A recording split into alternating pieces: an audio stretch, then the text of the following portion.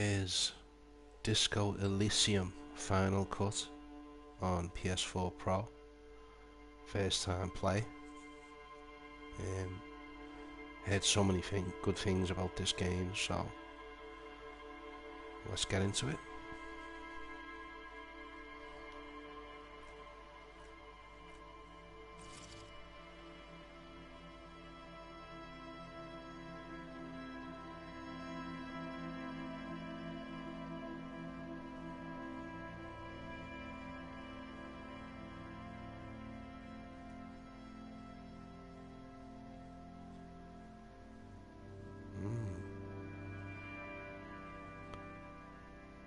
Streamer mode.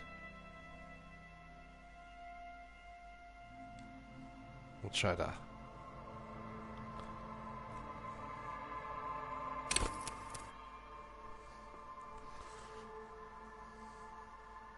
What kind of cop do I want to be?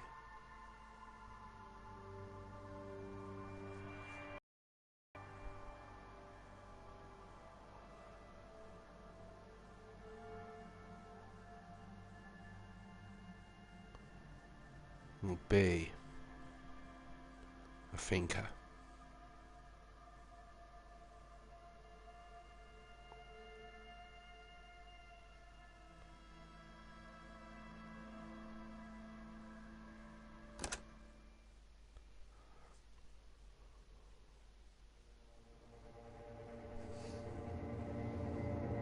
No idea what to expect with this, so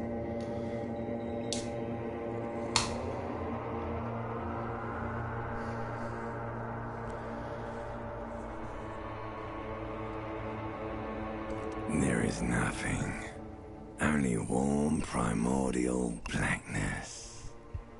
Your conscious ferments in it, no larger than a single grain of malt.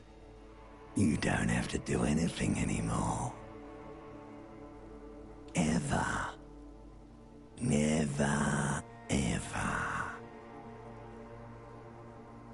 Never, ever, ever, baby. And in it is utterly void of struggle. No ex-wives are contained within it. Yes, it is. You got it, sweet brother. Nothing upon nothing upon nothing. Coming right up, sir. Smooth passage.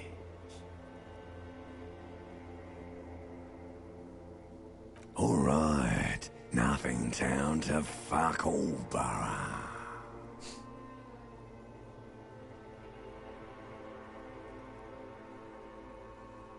Not you. Your days of giving a shit and being that type of animal are over.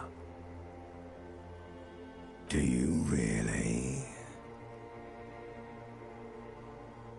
You wouldn't like it if I told you what was back there. Why'd you think you had to bludgeon yourself into oblivion? Or did you not sense yourself marinating? Poured so much on yourself, got a bit carried away, did we, Chef? Yes, your one disco mother. There's this giant ball there. And evil apes. And the evil apes are juking it out on the ball. You're one of them. It's basically all just evil apes juking it out on a giant ball. You can't even make out it's a ball when you're juking it out. It's that large. Infinitesimally small.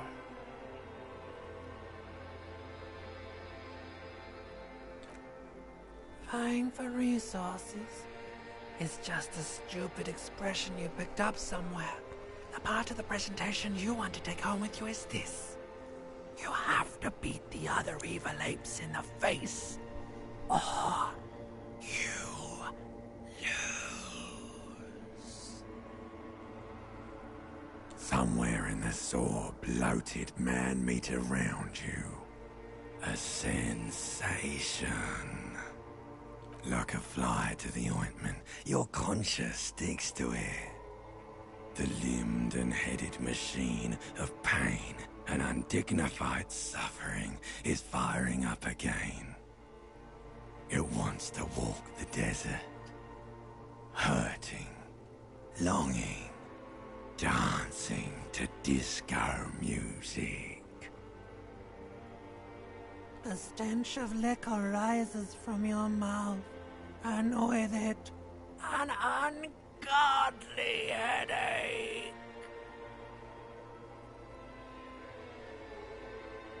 A fiery streak penetrates your skull, trying to force your eyes open. It's a sound, a clarion call from hell.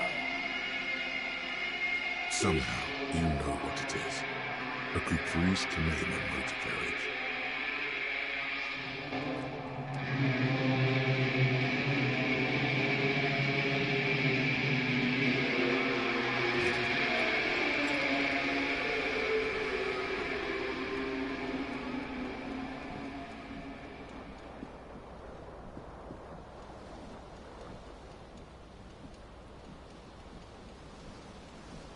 That has to be the weirdest intro to a game ever. Right.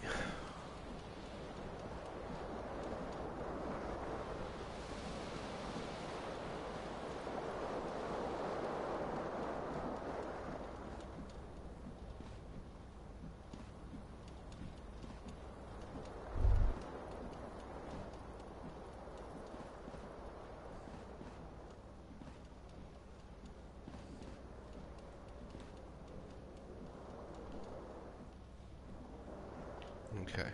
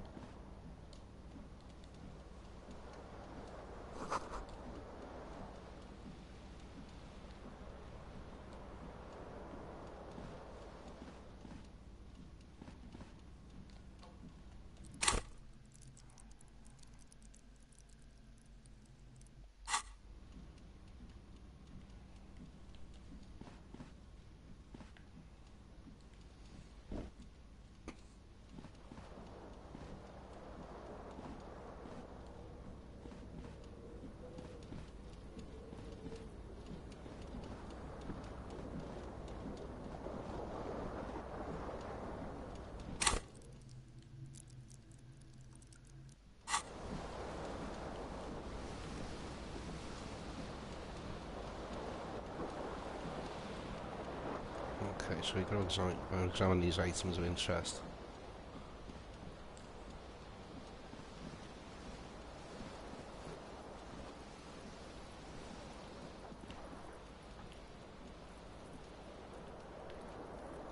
So come on, what the fuck do you do, like?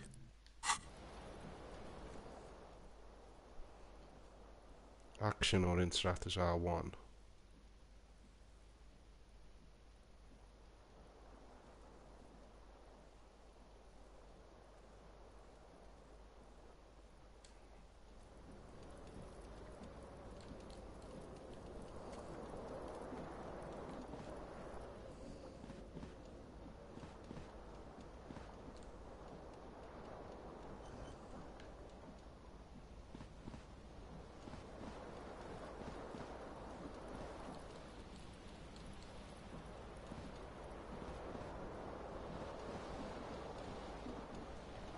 Hold up a minute.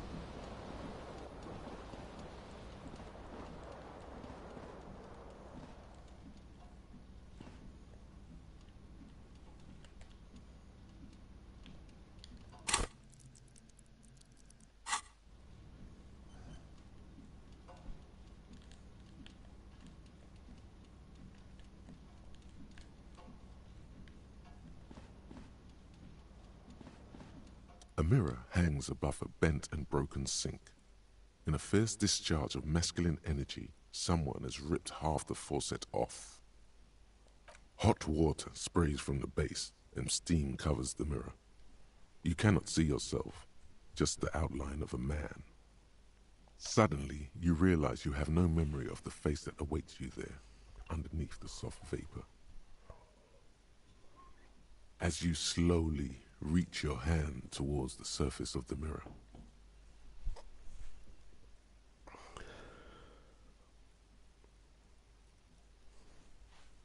yeah, there is definitely something wrong with it.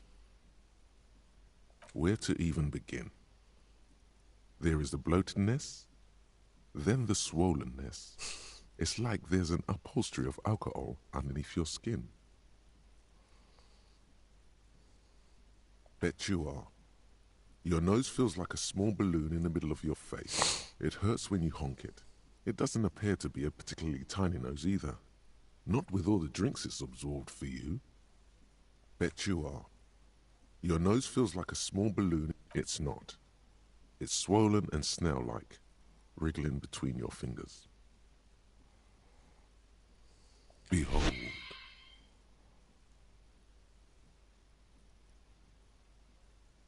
You have no idea who this thing is, do you? Too late. You clearly have rigor mortis on your face. Or wait, is that an expression? Are you trying to make an expression with that face? Why? Please stop. It's horrible. You're scaring yourself. You can't, can you? It's like it's not even voluntary anymore. You have worn that grin into your face, and now it won't come off. What does it even mean? What is the emotion you're trying to convey?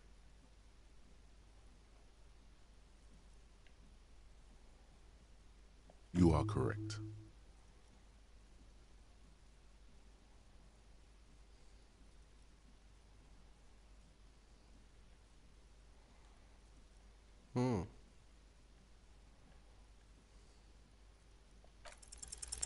Like the rest of you, it comes from a bad place somewhere in the past. That's all you know for now.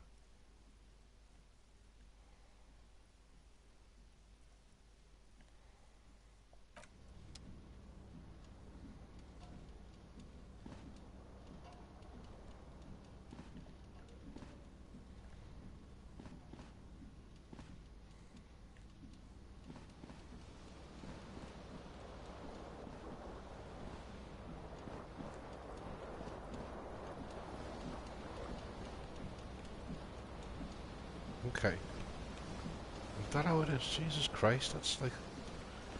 You just didn't actually let you...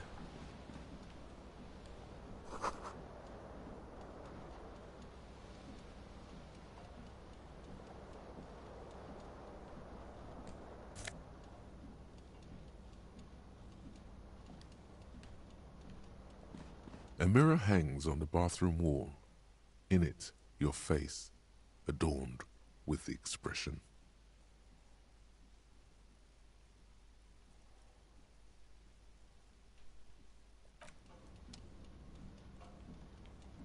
Okay, that was a pain in the ass, though. So, yeah.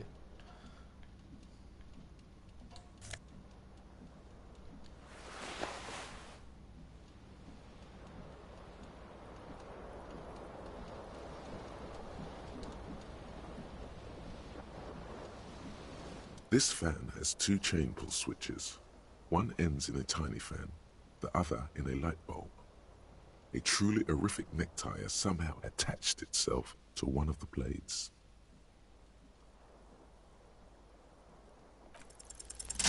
You swoop up and catch the tie. Snap! It's released from the blade.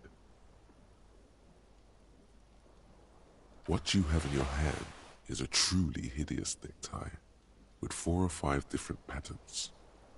The knot reminds you of a noose. A terrible mistake. Turn the lights off immediately. You can practically feel the photons burning a hole in your brain. Your eyes burn with photosensitivity. It's not good. The blades come squeaking to a halt.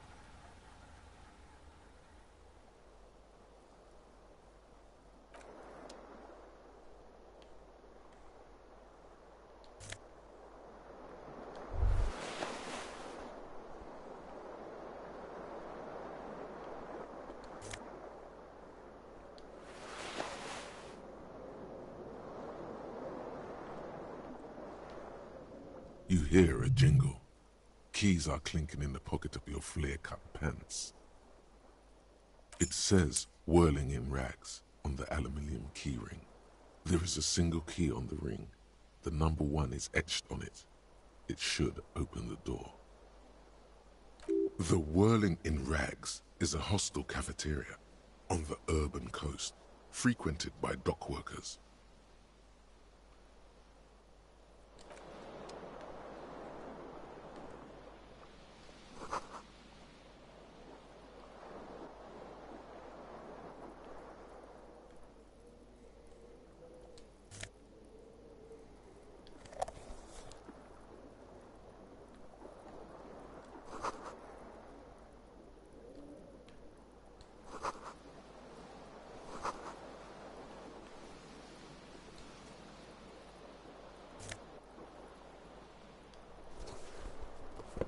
Where's my shoe up there?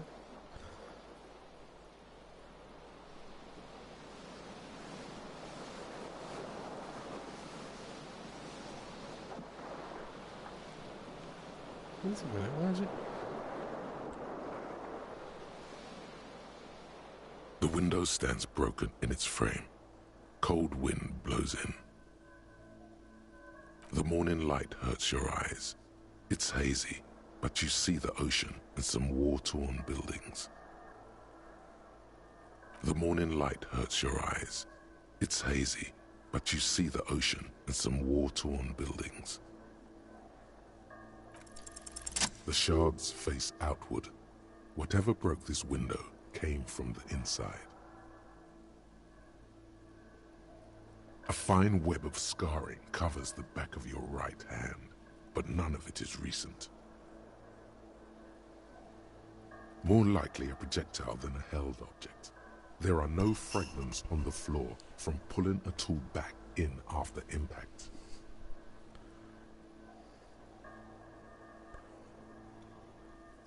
It is too large for a bullet, yet too small for a piece of furniture. You're looking for something heavy and larger than your fist. The single green shoe you found fits the hole almost as well as your foot. It would have also been heavy enough if thrown with force. Congratulations, you smashed the window with your own shoe. Now you only have one. If you're lucky, you could still find the other one on the balcony outside. The door to it should be outside your room. You mean someone else took your shoe off and smashed the window with it? This person also forced the drinks on you.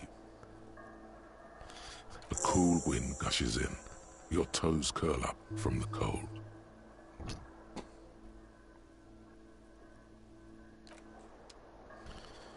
Okay, so...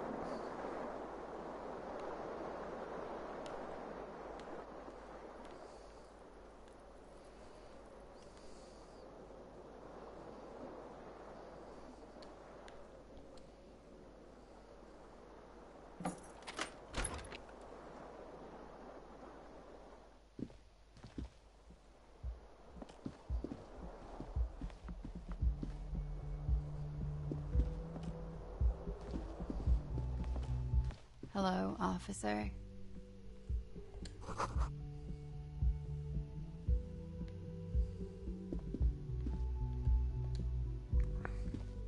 The young woman raises a cigarette to her lips.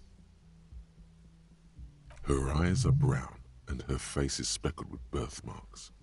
She can't be more than 28. A silver jumpsuit falls off her like scale armor, sparkling. This is the sparkle of too many nights out on the city.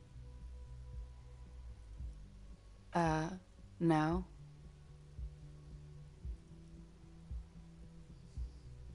Because you're a police officer, sir.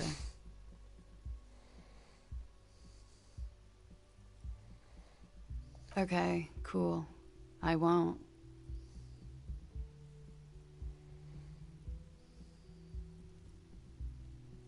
First, I have to ask, are you okay, sir?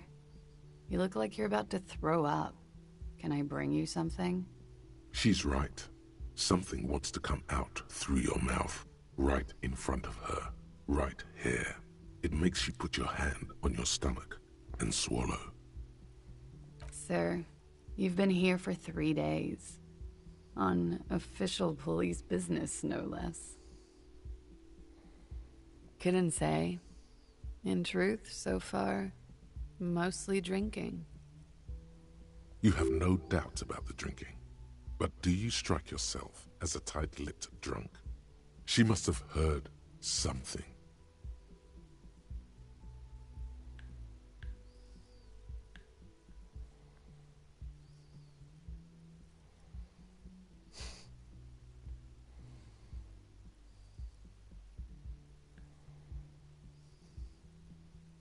Don't be so harsh on yourself. They let almost anyone be a police officer.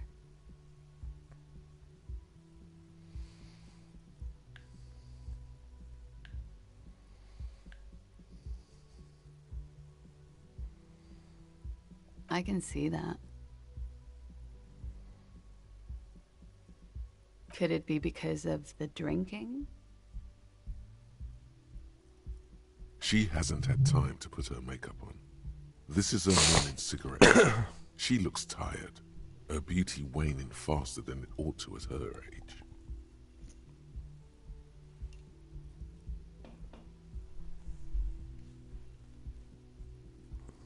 She nods.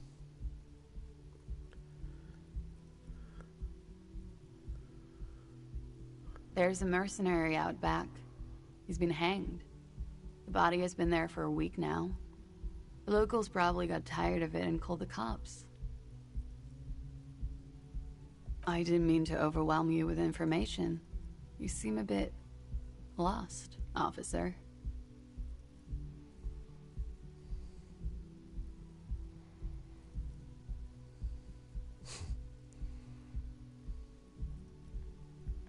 Of course. Be careful, officer. They don't like the police around here.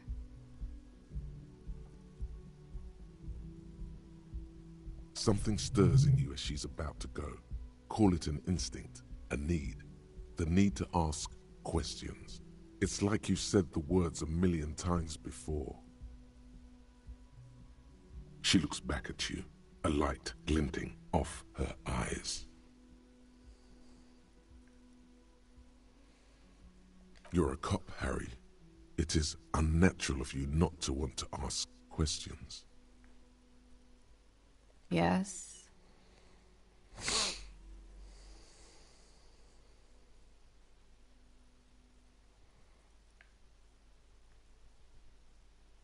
There was the usual ruckus. Loud disco music. I couldn't say. It's impossible to hear people speaking from over here. Oh, yes. Various artists. Ostentatious orchestration prime among them. Oh, that. Yeah. Whoa. The less said about OO, the better. OO were huge where I come from. I was very young then, of course. Like 7. Life gets hard, but we go on. I don't know about that. At around 2 o'clock, the disco stopped, and there was a change of pace. A slow, sad song started playing, like organ music on repeat. That went on for quite a while. Some of the time, you were yelling along to it. Yes, there was a church in there, a really small church. Like the smallest, saddest church in the whole world. It was about that. And also, That it doesn't matter anymore and that we're alone now. It was difficult to tell. The song itself is very quiet and soft, but you sounded like a winded boar, sir. It was hard to understand what you were singing on top of it. Then you started screaming and trashed the place. No, it didn't sound like there was a fight. It sounded like someone was trashing their room. A window was smashed. The tape player, probably. The song stopped. And furniture, too. A real destructathon. There was screaming. Then I think you passed out.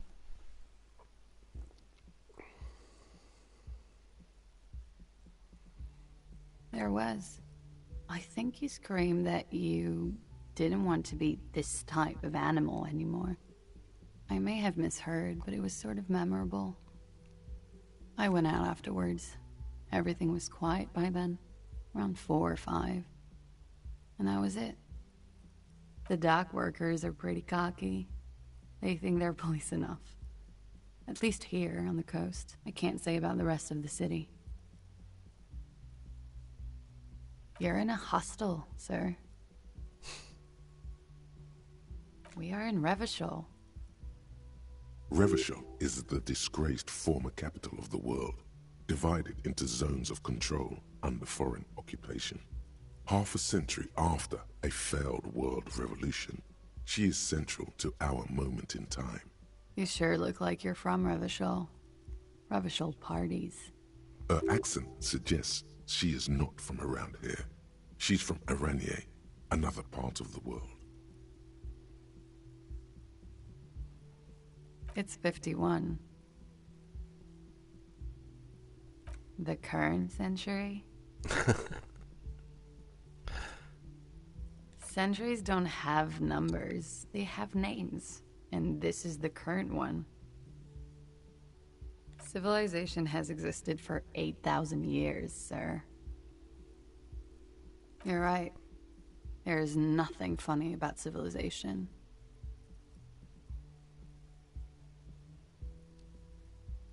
There was the usual ruckus. Loud disco music. I couldn't say. It's impossible to hear people speaking from over here. Yeah? Glad to have been of assistance.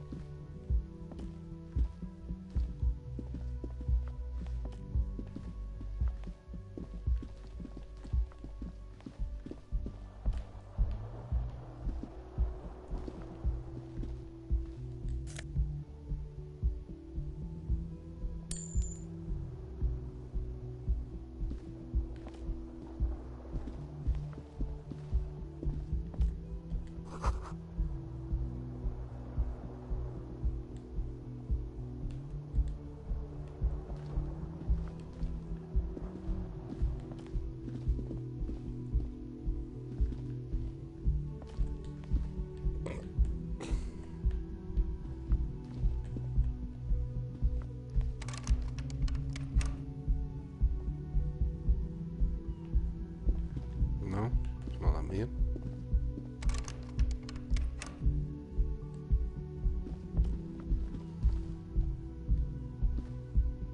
The door is closed. There is no answer. You hear the shower being turned on, somewhere inside. Still no answer. Still nothing. This door can only be opened with a key or from the inside. This door can only be opened with a key or from the inside. Still nothing. No. Okay.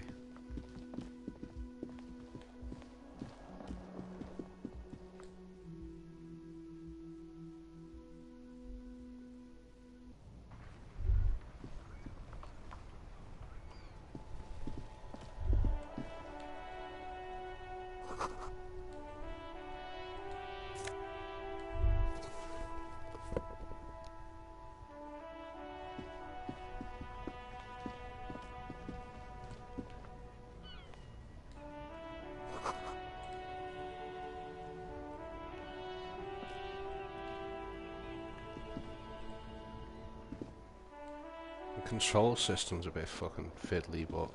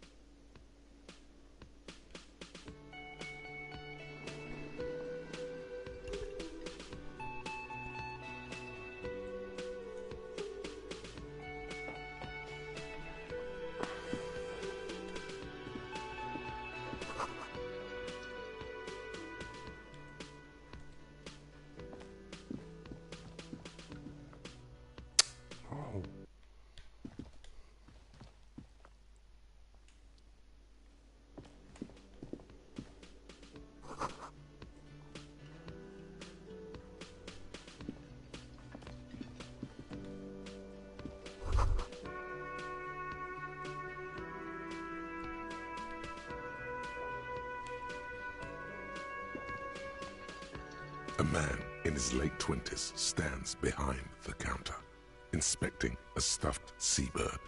As you approach, he gives you a sideways glance, then looks down again. Everything is cool between you and this guy. He's a big fan. Make some small talk. A competent work of taxidermy. The white and brown seabird lies among piles of coasters and drying mugs. One of its wings broken. The man is trying to mend it. Looks like the bird was ripped off the shield that was used to mount it, most likely on a wall. This is the Great Skua. The seabird is the symbol for the discovery of the Insulindian Isola, the part of the world you are in right now. The small steel tag says as much. The Great Skua. Ste Koarius Skua.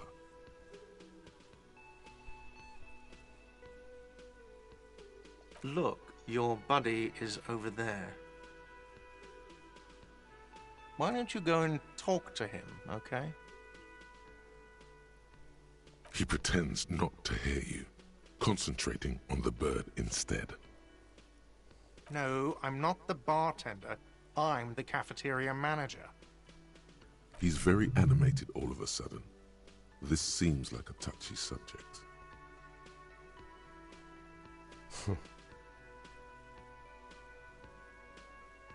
Mm-hmm. A competent work of taxidermy. Looks like this is the Great Skua. The small steel tag says as much. Look, your buddy is over there. Why don't you go and talk? He pretends not to hear you, concentrating on the bird in.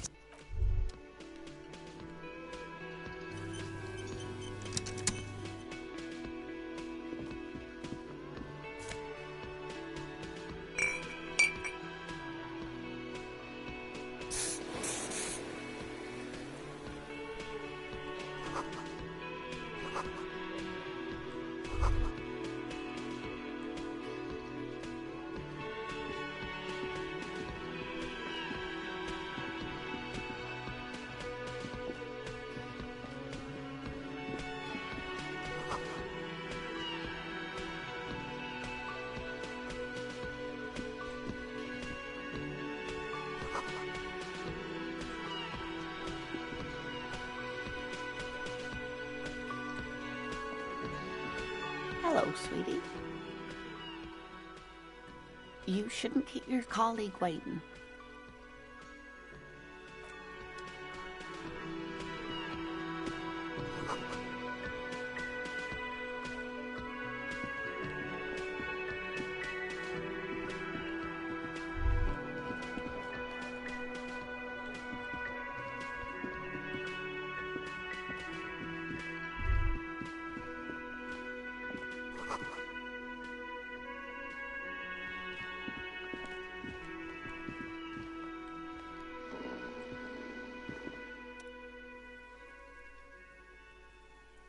A colorful piece of plastic is dangling from his carabiner. Makes your fingers itch. On the counter, rolled out of his open hand, you see a blister pack of headache medicine.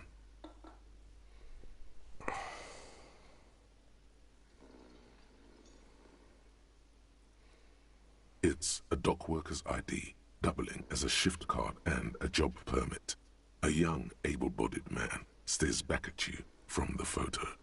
Santiago S. John. The man does not mind. You probably need them more than he does. You've just picked up some magnesium. This item is stored in the bottom left corner of the screen above your character portrait. Use magnesium to heal your morale if you have morale damage.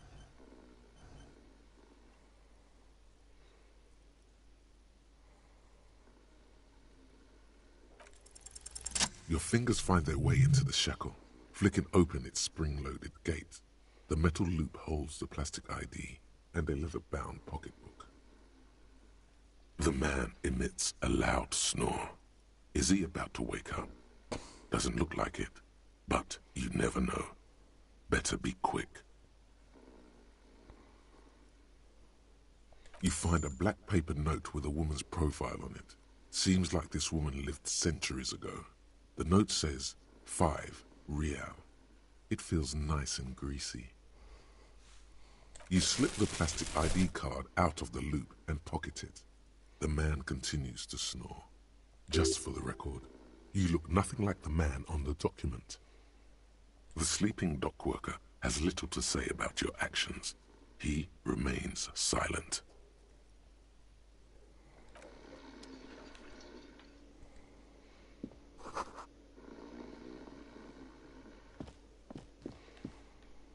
To nothing else.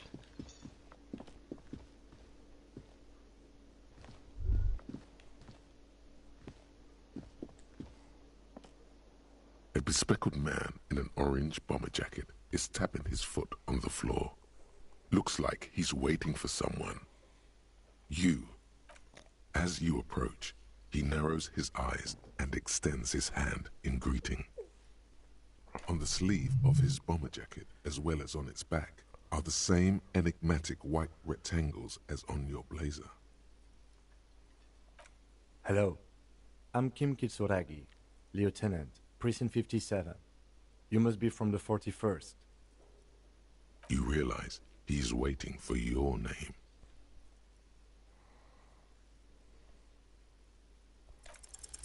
Raphael Ambrosius Cousteau.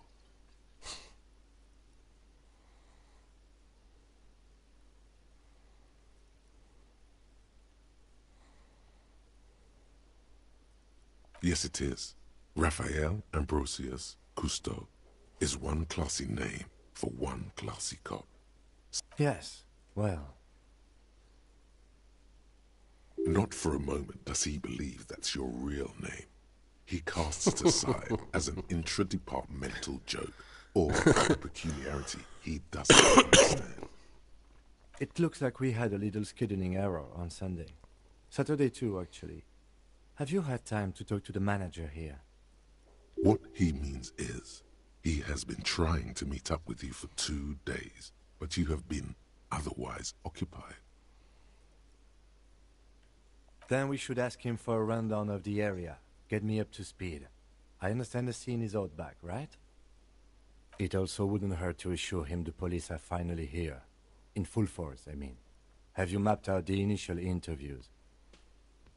Okay, we'll have time for that after we take a look at the coroner's case. Have you removed the dead body from the tree? So, the body is still in the tree, where it has been hanging for 7 days straight. We should go there as soon as we are done talking to the owner. After you, officer.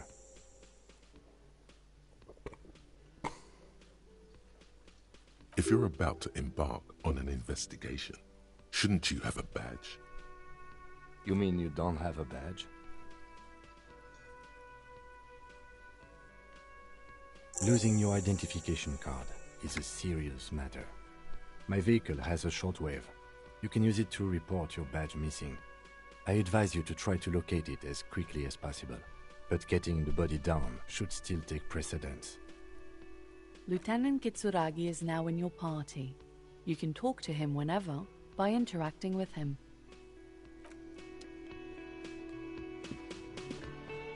Hello, sweetie. Wait, who's Sweetie? Why, you are, officer. You're a handsome man, officer, with your mustache and your chiseled jaw and that silly dimple on your chin. You must forgive me. I'm getting so scatterbrained. I completely forgot to introduce myself. I'm Lena. My husband Morel and I are staying with our friend Gary just down the street, but I come here for tea when they're away.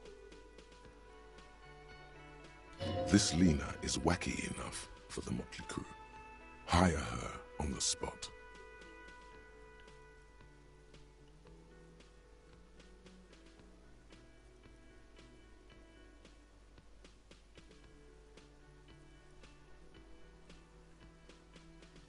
Yes, officer. You look rather dazed. Like a stunned fox. But surely things can't be that bad.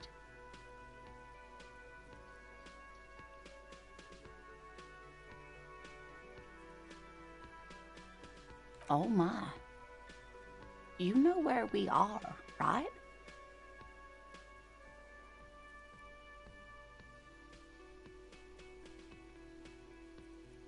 That's right.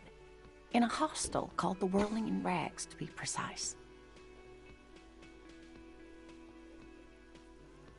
How would I even begin to tell you? Revachol is the most beautiful city in the world. We're fortunate to be here, you and I. I haven't seen very many other cities personally, but everyone says so. Revachol is a rare jewel. This city used to rule the world, though it has seen better days. Speaking of history, you know what year it is, yes? That's right, dear. How splendid. Here, take this pen. Knowledge should always be rewarded. Her relief is palpable. She was getting pretty worried about you then, but now she relaxes her shoulders. I can tell that this is taxing for you, so I'll just ask one more question.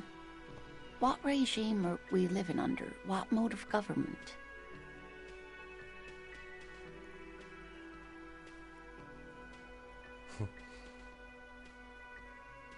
Actually, we are not.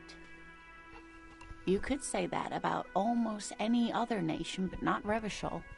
Try one more time, officer. What mode of government?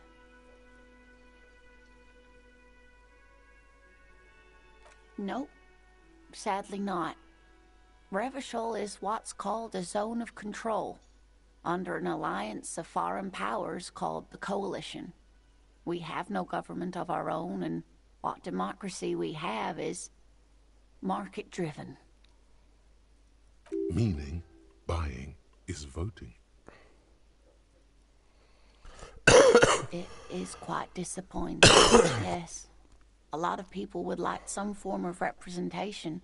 There's talk, but for now, the RCM is all we've got.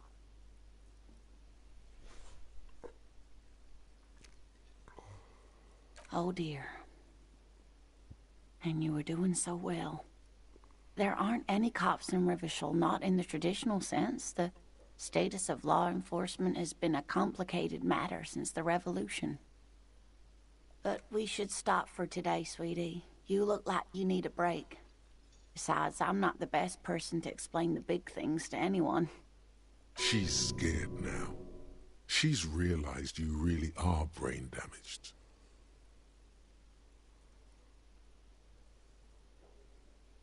You were doing quite well up until the end there. It does look like you're having trouble remembering things. History and places. Remembering reality in a word. It's very odd. A sigh. The lieutenant buries his nose in his notebook.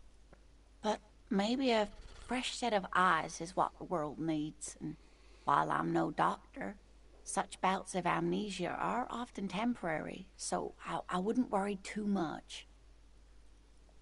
A defeat, I'm afraid. The people of this archipelago tried to build something new, something different. The rest of the world didn't like it, so they came and ended it. This was 42 years ago.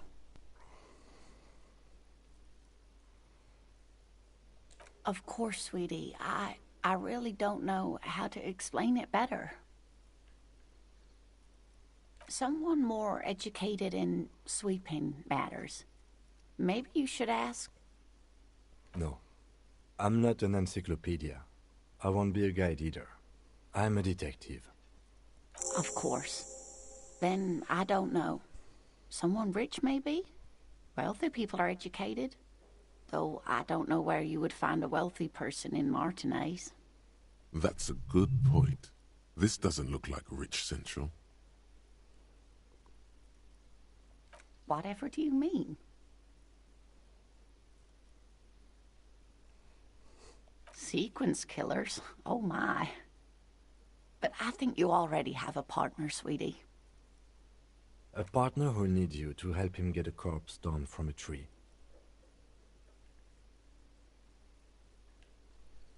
It seems to me that you lucked out with your partner. He has the look of an upstanding officer of the law. Someone you can lean on, and sweetie, you are looking unsteady. Yes, dear. I'm a paraplegic. A paraplegic is someone with limited or no ability to use the lower half of their body. Paraplegia is caused by spinal cord injuries, like falling from a great height, or a grenade explosion. That's quite all right. I'm used to people asking questions. I know they're thinking about it anyway. Of course, dear. Good luck with your case.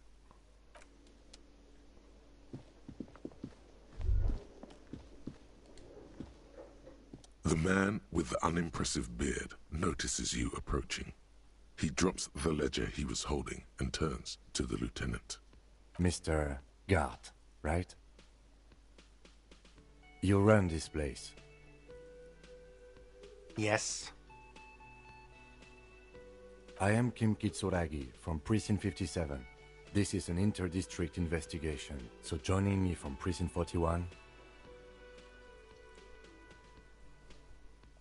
Right. Now, I know it took us a while to arrive at the scene. It also took you a while to call us and report the dead body. It was you who placed the call, yes? No, I only just got here. It was probably Sylvie who called you. She usually works the bar here. I'm only temporarily taking over her duties. Do you have her number? As a matter of fact, I do. This sounds like something you can use to call this Sylvie later. You said you just got here. From where? Are you a local? What, of Martinez? No, I live in Jamrock. I only sometimes come here to keep an eye on the place. This is just one of the many, many cafeterias I manage. But you still know your way around, yes? In case we need directions. Yes, I know where some things are, but as I said, I don't live here. I just used to work here. And I'm not going to start working here again, if that's what you think. I didn't imply that. Detective. He probably means this is where you step in and ask your questions. His face expresses profound doubt in your having this. Ask him about the body's location before asking if he killed him. People give up information in the more innocuous questions, which you can later use in the more sinister ones, not vice versa. Behind this building, there's a courtyard. They hoisted him up on a tree there. That's easy. See that door there? First you exit through that. Then, to your right, you should see a big hole in the fence. A really big one. You can get to the courtyard through there. No need for the keys. The hole is big enough for the Franco-Nigerian cavalry to fit through. This man means the heavy cavalry of the innocents Franco-Negro, sweeping over the plains and nations of the enemies of mankind. 5th century style. Unified currency and the concept of cool came in their wake. They wore lamella and carried guns. But first and foremost, Franco-Nigerian heavy cavalry was really, really wide. That hole in the fence must be enormous. She went away because none of your business. Have they not been telling you you're a cop?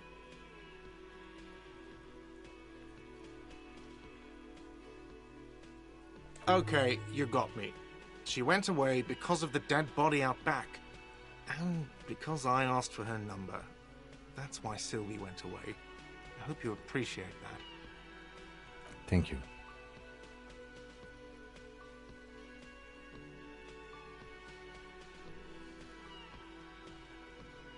Is it? Because I thought you were supposed to be investigating the lynching, not my employer conduct.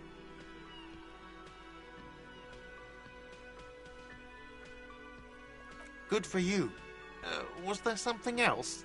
I'd like to get back to what I was doing. I don't know who killed him. I'm not the police. That's your job. This is it. He said they hoisted him up on a tree. Who is this they, if he doesn't know? Oh, people are saying it was the union dock workers, that it was a lynching. The locals, the customers, the people who eat here, a lot of dock workers eat here. Sylvie told me everyone knows the dock workers did it. Did the debarders themselves tell her this, or is it a rumor? I don't really know. You'll have to ask her. I would suppose it's because they have nothing better to do. You mean the strike? Yes, the strike. The man they hanged was a security guard for the harbour company, I hear. A mercenary. The unionistas probably thought they'd send a message. The lieutenant turns the page in the little notebook he's been scribbling in. Let's go.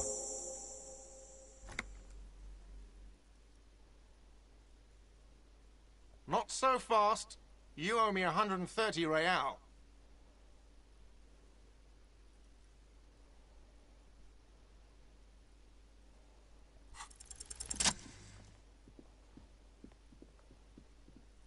As you blow this joint, behind you a whiny voice shouts. Real mature, man. Real mature.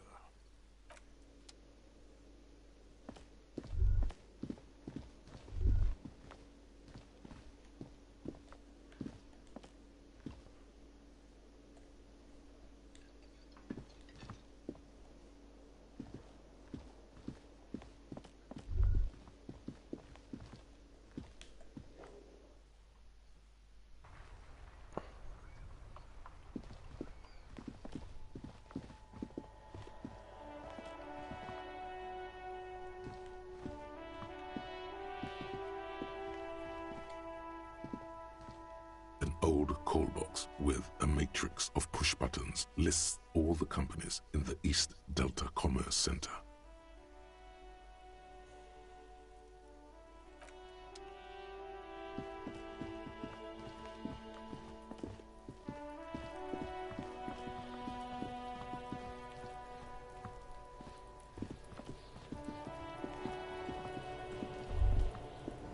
Kuno's got this.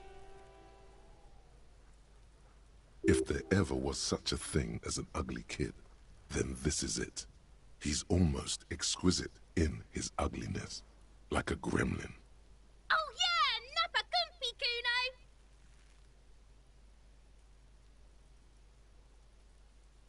Right in the dick, Kuno! Get him right in the dick! Love it in the dick.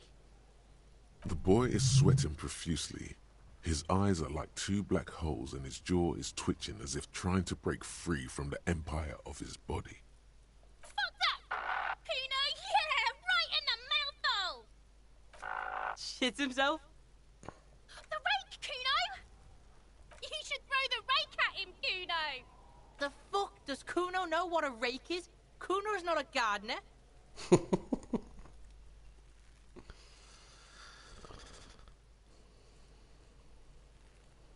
Alright, entertain the Kuno. Show me what you got. What you got there? What you got, huh? Show me what you got. The kid moves his hands like a basketball player dribbling fast. Irregular speech patterns, overconfidence. Could this kid be on drugs? This warrants further investigation into this Kuno. Right, Pig. This is where Kuno plays with his little wooden choo-choo. What do you want with it? Yeah, whatever. Kuno doesn't give a shit. Shitload, Pig. What's your question? Don't tell the pig shit, Kuno. This is where you quickly ask him questions. Real cop questions. Like a cop. Kuno's fuck imp. Kuno uses the fuck imp for target practice. He's trying to hide the fact that he doesn't know. Kuno knows what you meant. Kuno's not a snitch. That's all. Trying to make Kuno sing into the popo phone. Probably climbed. Kuno was busy down the road when that shit went down. You heard Kuno. Kuno wasn't even in Martinez. Kuno wasn't in Revachol. Kuno wasn't regional. I don't know. Some fucking... Mesk or I don't know. Some other place. Night City. Kuno was in fucking Night City. There is no Night City anywhere. That sounds like the name of a city in some pulp science fiction novel. Yeah. Kuno didn't smoke him, if that's what you mean. Thanks, Kuno. That's one name you can now cross off the list. Kuno's fuck imp. He's trying to hide the fact that he doesn't know. Kuno knows all kinds of shit. Kuno's not a snitch. That's all. Just a couple of pigs sniffing around in the dirt. That seems pretty fucking suspicious to Kuno. Yeah, you tell the faggoty, Kuno. You're testing Kuno's patience here. Get lost,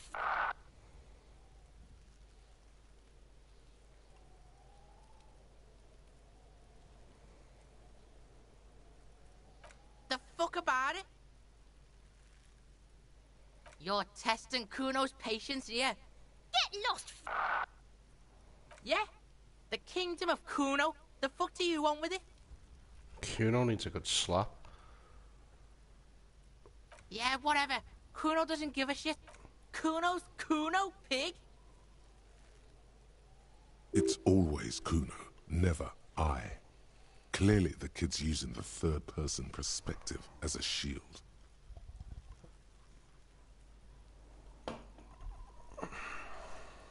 Yeah? Kuno's in a fucking gang. In a bang gang. Kuno bangs for Magie, bangs for Mazda, bangs for Revachol. Watch out, Kuno! He's trying to fiddle you! He's gonna put his hands on you! Help! Pig's got Kuno! Help! Rape! What? Help! He's got the Kuno, help! Everyone can hear. You need to get the hell out of here before. Everybody, please! He's digging his dick out! Escalate, Kuno! His dick is out! You're afraid! Pigs in here in Kuno! Somebody, please! How did we get here? How did this happen? This makes no sense. There may still be a way out.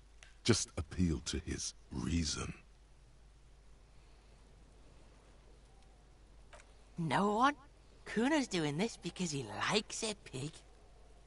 Help! The pig's gagging him! Kuno can't speak! No! Get off Kuno, you sick fat fuck! The nearly psychopathic way they could slip in and out of the act implies you're not the first victim. Fucking logical!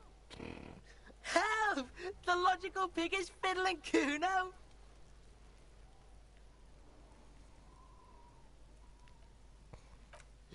For emphasis, a ghost is saying this. A shit-eating psychopathic ghost with an ace up his sleeve. I know you wanted to hit me. You got that I'm gonna fuck that Kuno up look that Kuno's dad gets. The murder look. The rage look. Relax. He can't read your mind. He doesn't know you were thinking that. There's a dead body, remember? That's what you were doing here. You're a cop on a case.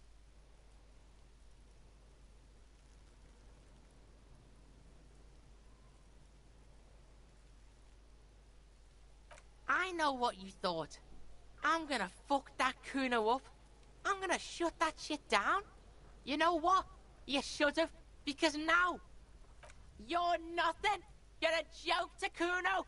Kuno laughs at you. King Kuno!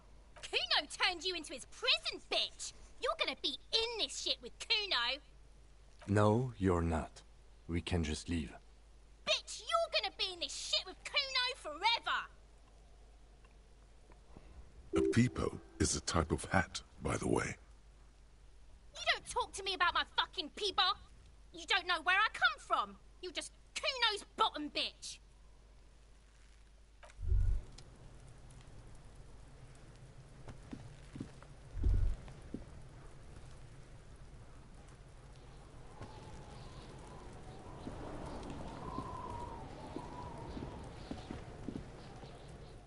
This trash container is locked. The sliding lid has a padlock that says, whirling in rags. Just a trash container. Your fingers start to itch just looking at that padlock. We could try using a pry bar. There's one in my motor carriage, or we could ask for a key from the manager of the Whirling in Rags. He probably has one. He might also have information. This is better than the pry bar idea.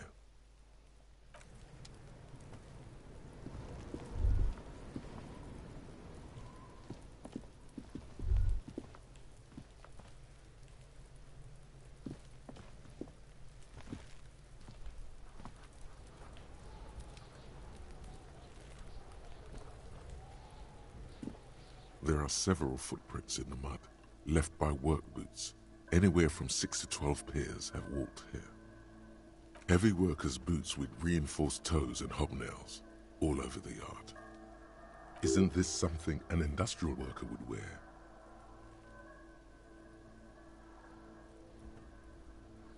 Noted.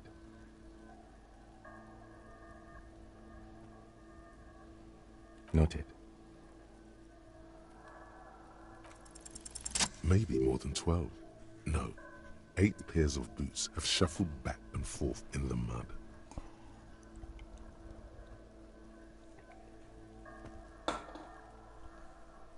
One, standard work boot, steel reinforced toes, number 46. 2, standard work boot, steel reinforced toes, number 44.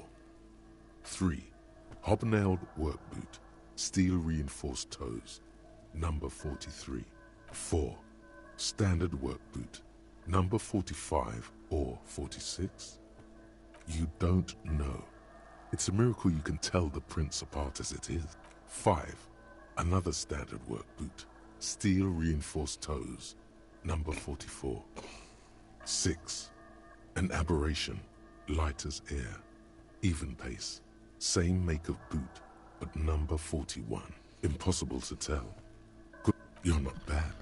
It's as if the whole world darkens.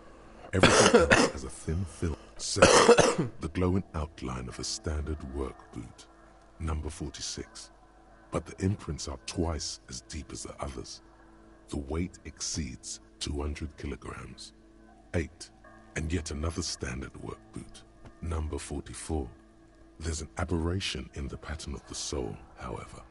The right sole is smoother, more worn. How many?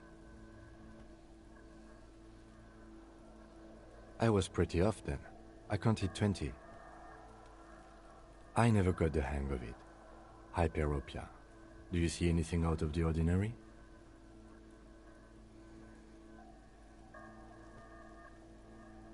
$200? Could it be the combined weight of 2 people, one carrying the other who's tied up? Let's say a heavily built worker carrying a similarly built, soon-to-be-dead man. He might be right. 200 kilograms of living weight is unlikely. Possibly, yes. But why? Yes, they could have used a makeshift stretcher or just march him up to the gallows. Even easier to carry on a stretcher, or between two men. Anyway, it's for future consideration. What else can you see? Interesting. Let's name it the Old Soul.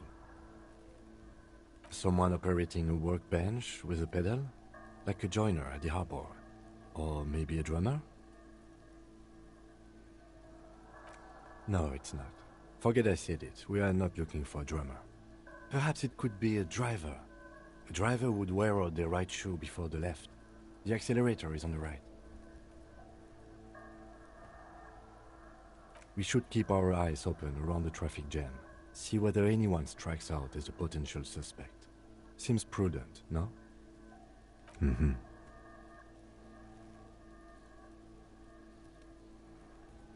A week, maybe? 7 days would fit the time frame provided to us by the caller, who reported the hanging. It is not impossible. I pulled last week's forecast for coastal Ravachol. 7 days below freezing. The day before, the day of his hanging, was the last warm day. Correct again. Sub-zero temperatures would preserve the tracks in a good state. The commotion here could have taken place a week ago. A woman or a kid?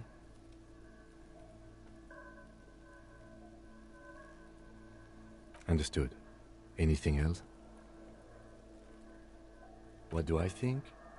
A mob of people brought something heavy to the tree. One of them was carrying the victim. They shuffled around, especially under the tree.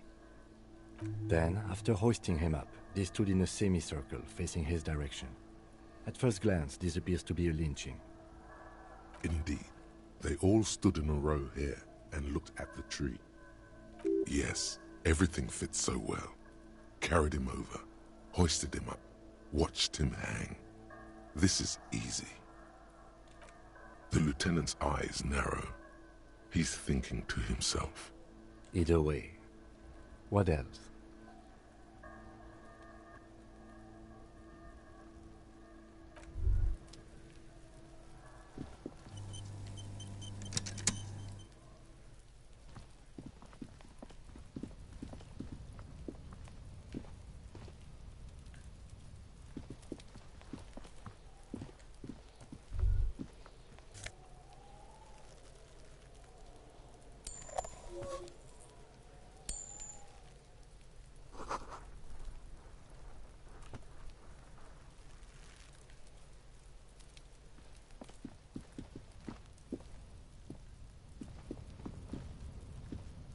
Yes?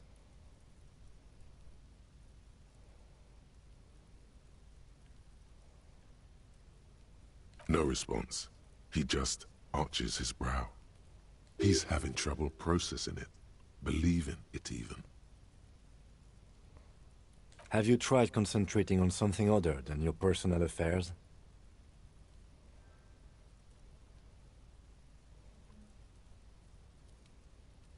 Fine. We should get through this day first. Off hours begin at 9 p.m.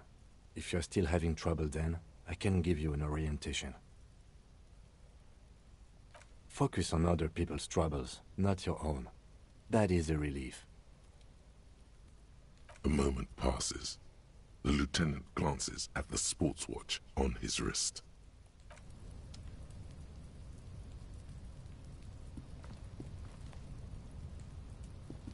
An inconspicuous pile of the roofing material, Eternite. It's nothing. Someone just left some roofing material slanted against an old shack. Glad you asked.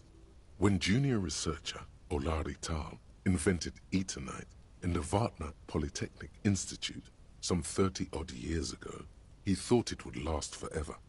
Hence the name, Eternite. Sadly, the only lasting thing turned out to be the material's highly carcinogenic effect.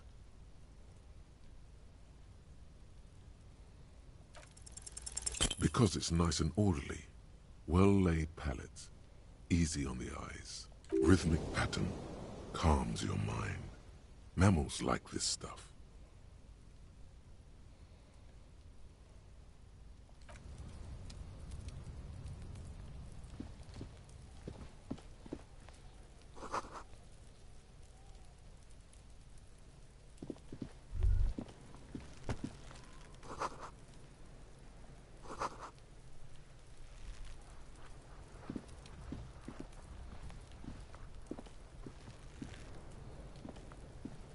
Kuno, the pig's getting pretty close to me. Come to snuff my shit out, I think. Looks like it's time for me to go, Kuno. Pig's come to take me in. I'm going away for a long, long time, Kuno. Going away for life. What's going on there? Fuck are you trying to pull, pig?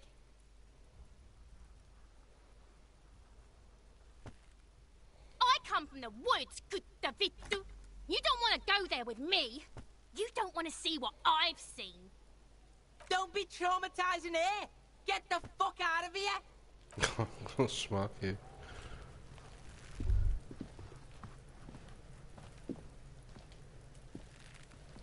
The corpse looks at you with bulging white eyes. The face around them does not look human. It's swollen and ready to burst. His lips are fish-like and his tongue like a ball gag in his mouth. You seem to be holding your breath. A cargo belt twists his neck at an unnatural angle. The body below appears stiff. It's letting out an ungodly rot. The smell seeps in even through your clenched nostrils. Active decay. It's okay to throw up, officer. No one is judging. He's about to blow. Cop's gonna blow, Kuno. Active decay.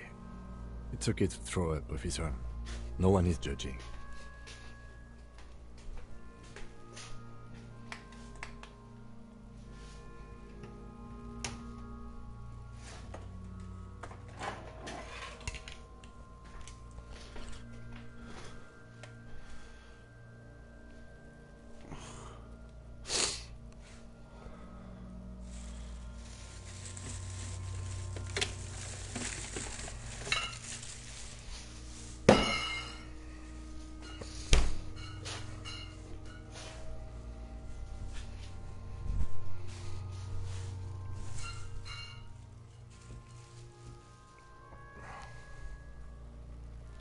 To blow! Cop's gonna blow, Kuno! Active decay. He's about to blow! Cop's gonna blow, Kuno!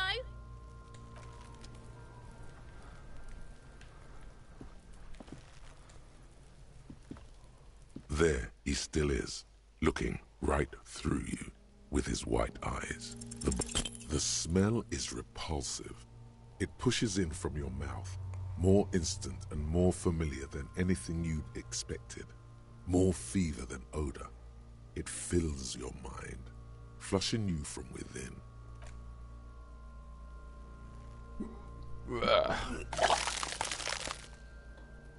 I feel better.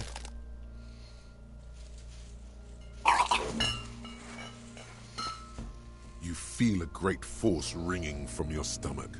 Your body curls and pushes it out. Burst by burst, until a pool of vomit lies under your feet and your throat stings from the stomach acid.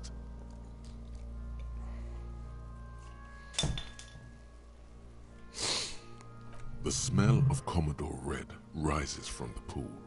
Among it, distilled spirit and bits of shish kebab. It's okay. Happens to everyone. Keep it. The hangover is clearly making this worse for you. You could use some ammonia to clear your head. If you can handle the headache, some officers use it to deal with cadaverine odor. I can't handle the headache. It's more likely he can handle the smell, unlike you. There is Frit nearby, east of the hostel. They usually have a small apothecary. If they don't... There's a greenhouse here, and a gardener with a wheelbarrow on the corner of the whirling in rags. If she works here, she might have something for the smell. Pretty clever. Acquiring ammonia will provide a modifier to the white check.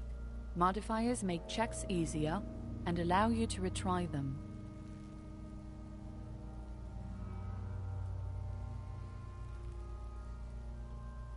Active decay. He's about to blow! Cop's gonna blow Kuno!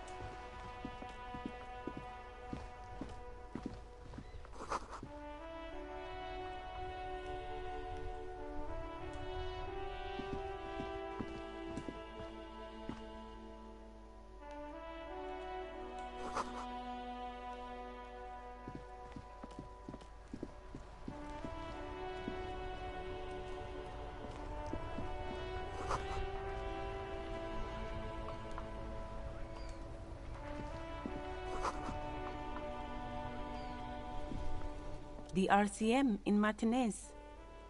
What can I help you with? We don't see a lot of police around here, that's all. Of course. What can I help you with? Sure, I'm done with it.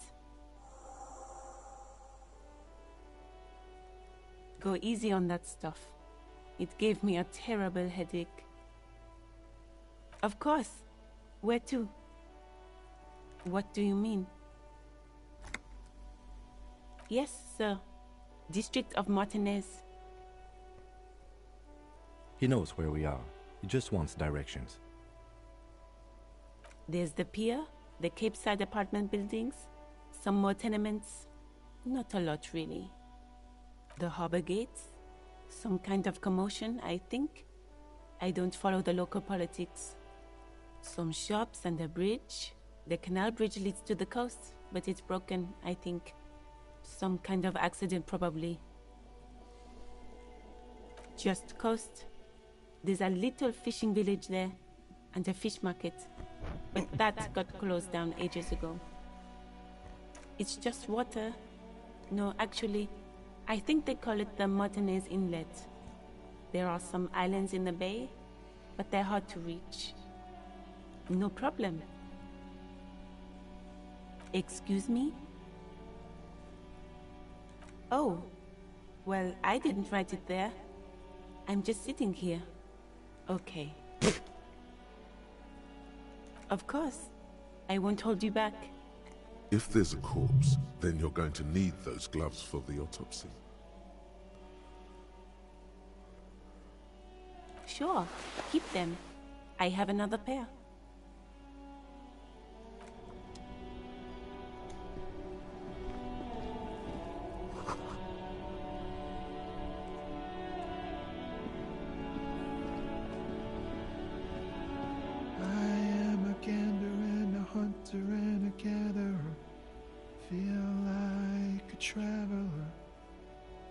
A simple little cadence. He seems to be making it up as he goes. It's the jam, my man. The air from the east is thick with the smell of crude oils, heavy metals and other byproducts of the modern era. You can almost taste it. It's a traffic jam for the ages. Harbor gates up the street are shut tight, no explanation given. Workers on strike, scabs agitating, an all-around clusterfuck. Meanwhile, we're all stuck here in long-haul limbo for days upon days upon days. Upon days. Yeah, exactly. It's official. He too agrees. This is the antechamber of the afterlife. Feels like forever. Like I was born on this here roundabout and this was all I ever knew. Just me and the metal and the tires, the oil and the fumes and mazout. Mazout is an antiquated term for heavy fuel oils. This man has a barely suppressed performative streak, or he just likes unusual words, or both.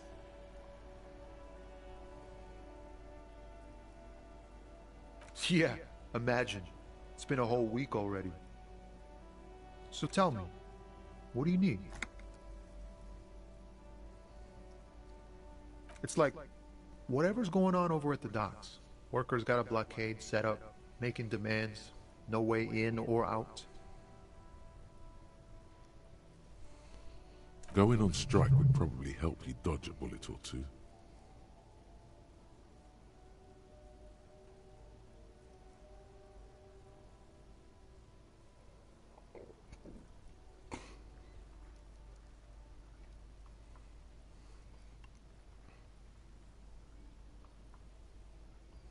Some pretty wild stuff, I hear. Like a giant new power crane in half the company? I forget what exactly. Good on them, I guess. I've heard talk there's a company rep in town, too. Like, a strike negotiator type. They'd know what's up. Precise demands and so on. Ah, yes, from the Wild Pines. We'll meet her soon enough, I'm sure. Maybe you should. Cops don't get paid much and the hours are long. Plus, you can get shot. Why not? The RCM is a self-managing organization that operates on donations. We promote our own leaders. It would be like striking against your own mother. I don't think you understand how that joke goes, but do continue. You were asking about the strike? Anything else? Yeah, this ain't really my area of expertise. I just do my job and get paid. I have things to do and places to be. All of us do. Us lorry drivers. Camionneurs. You still hang around here waiting for this mess to end. Most have scurried off somewhere to get drunk or high. Or laid. Not that I blame them, really. Not my thing. Chasing transient pleasures is a drag these days. I prefer the examined life now. Thinking, reflecting, observing. He tries his best to look nonchalant, but there's a rigidity in him, as if trying to conceal something warm and deep beneath a cool exterior.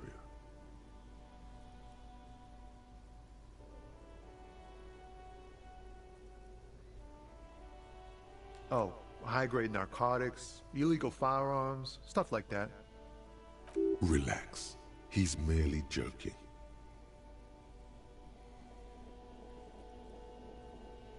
Ha! No, I'm joking, my man. Found runs a nice, clean business. This haul of cargo is mostly sporting goods. You know, tracksuits and that kind of thing.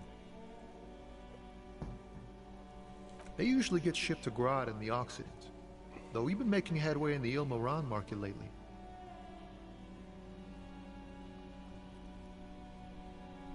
This rockin' beauty. Sure is, like a rash you can't get rid of. You interested in heavy-duty cargo machinery? A motor lorry, also called a camion, on Caillou and neighboring islands. This one looks roughed up enough to be some sort of found rust bucket. Maybe the A6. Good eye, my man. Yup, she's an old one, but reliable. Me and her spent a long time together.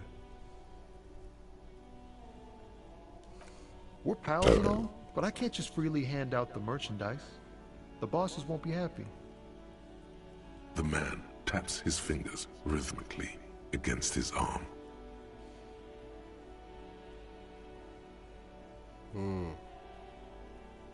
He ain't one of us drivers. I know that. All accounted for. Otherwise, I haven't really asked about that. Been wasting time right here. Keep him busy. It's easy to see he's telling the truth. He's kept his nose out of the dark stuff. Analyzing the fundamental structural and psychological conditions of being stranded in the midst of a sea of motor lorries and their sad, despondent chauffeurs. Ask for his conclusion. A sense of surprise there ain't more bodies hanging from more trees. Don't be a stranger.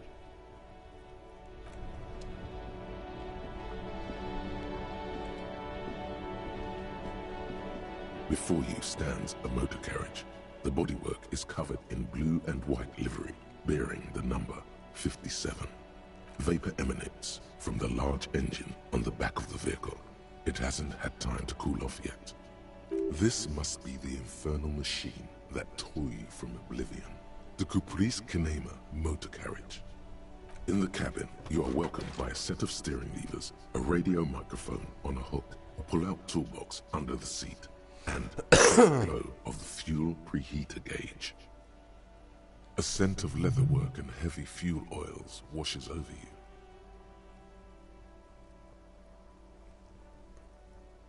As you tap on the gauge, the indicator pin jerks as if startled. It's in the large orange sector, indicating the engine is warm. Next to the gauge is a red switch labeled heat. There's no use pressing the heat button. It won't start without the ignition key. Translation. We're not going anywhere right now. The frequency tableau lights up, and the green button labeled Prime Line glows like a feline eye. And then you hear something. The soft purr of electrical kittens. Radio waves cast far and wide over the metropolis. A woman's voice greets you through the static. This is Precinct 57. Hello, Lieutenant. How may I assist you? Hello, Alice. Please assist our colleague from the 41st Precinct here. I'm putting him on. Operating the radio is easy. Just be confident. You've probably done it 1,000 times.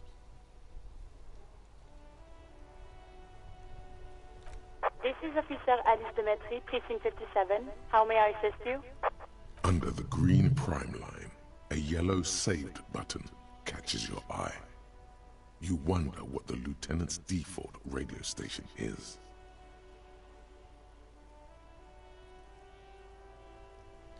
Of course. What is the number, officer? Yes, hold on. Her number is 005 1944 298. Received. Hold on, officer.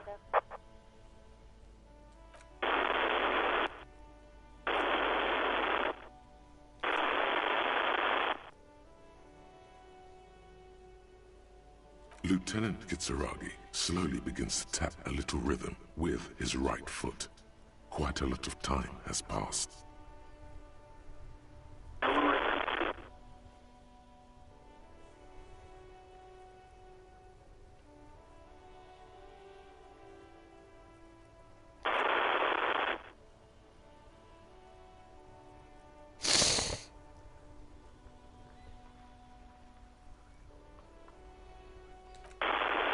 Officer, I have Sylvie Malaika on the line for you. Yes, hello?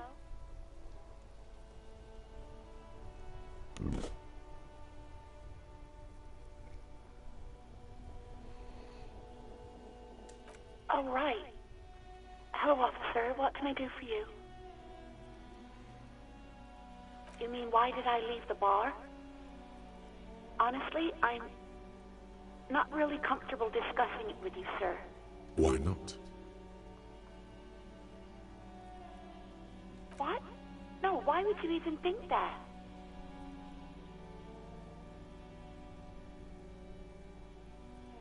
Please, don't bring Gar into this. It's none of your business. God, why can't you just mind your own business? She mutters. I already said I don't want to talk about this. You're messing everything up again. No, not me. No, sorry. I don't. Not a lot of people have phones around here. Copper thieves take the wires. People don't have the money to have the cables put in again. They use the Union's phone, or the one on the coast. So the Union has a phone, and there's one further down the coast. Got it. It was someone else. We'll find them sooner or later, officer. It just might take a while. What? Of course it bothered me, but I thought the Union already knew about the corpse. No one calls the police. The Union would get angry. You know, what the Union says goes. People listen to them and they take care of their own, which is like everyone here.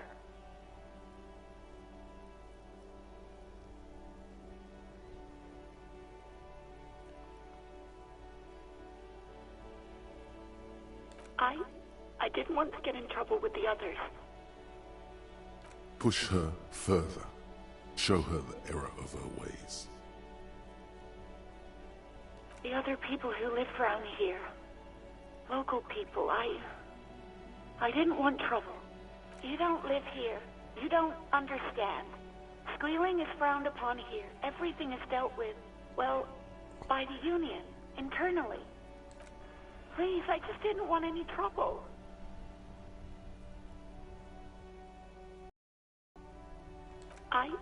I didn't know I had to report it. I thought someone would take him down eventually.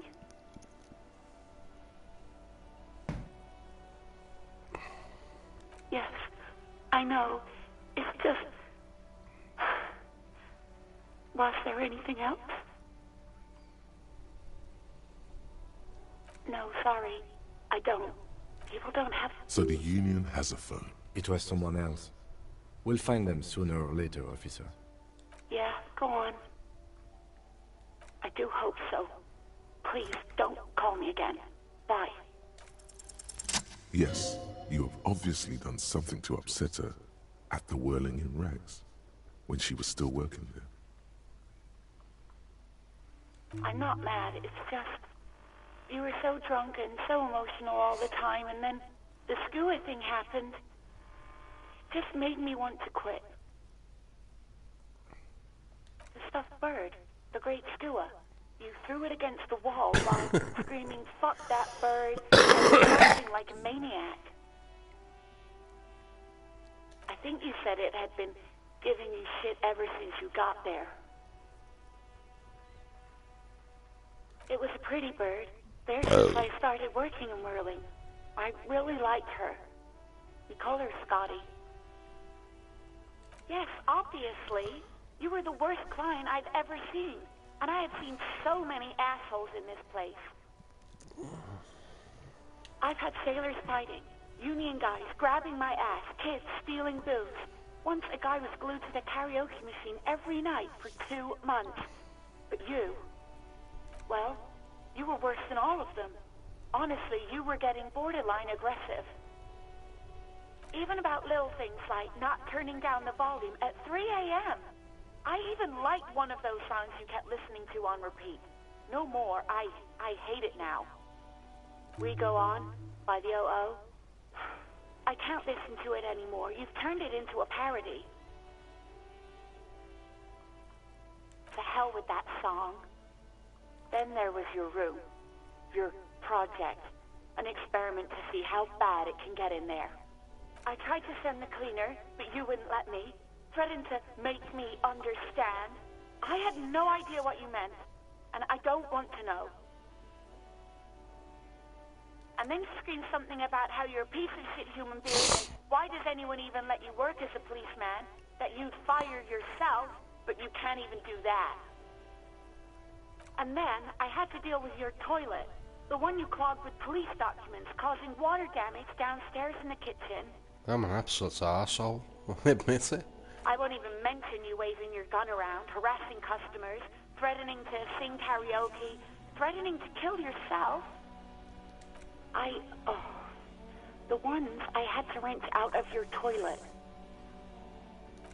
Damn it, I don't remember what I did to your damn papers. I don't remember every little thing I do. Especially when there's a hurricane loose. It's your fault for losing them, not mine. Something in you wants to immediately forget about this, as if there was a reason you threw them away.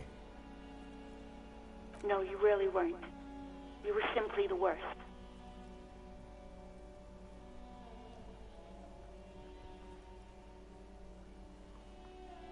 God, I knew I shouldn't have brought it up. Just try not to call me again, and let's pretend it never happened.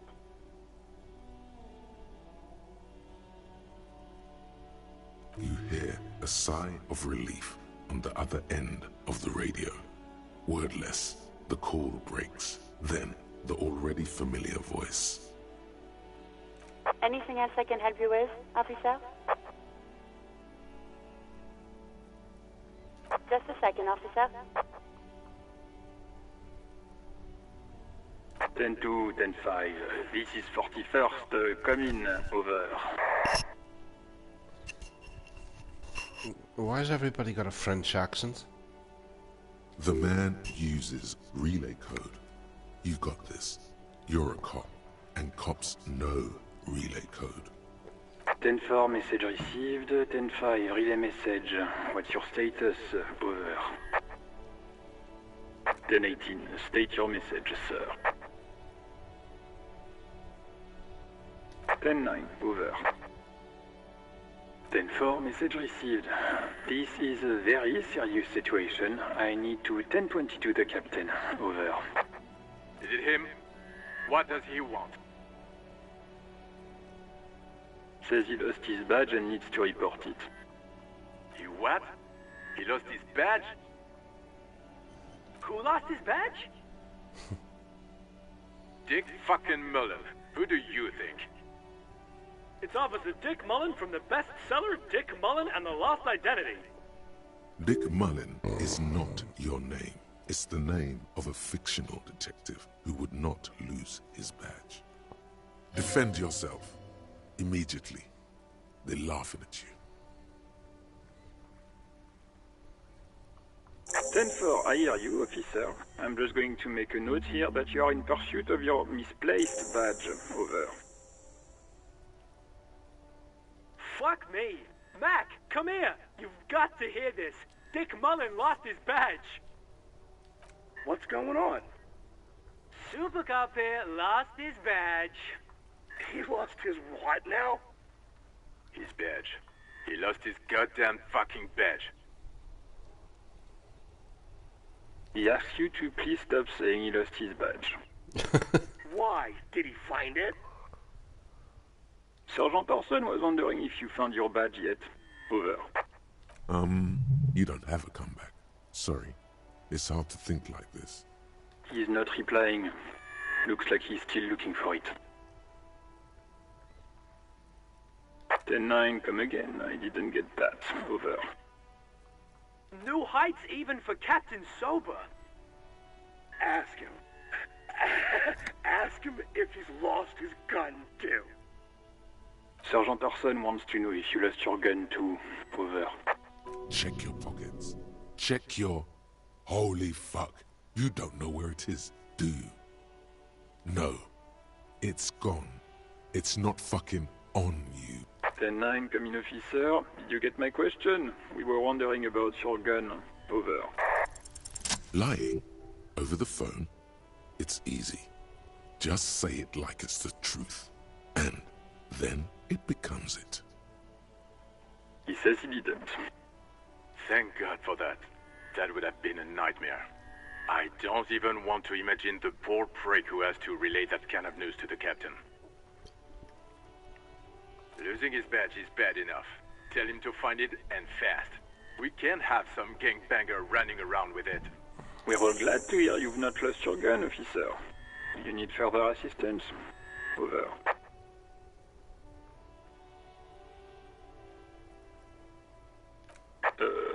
Okay, 10-4, sir.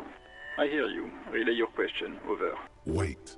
Before you say anything stupid, think it through.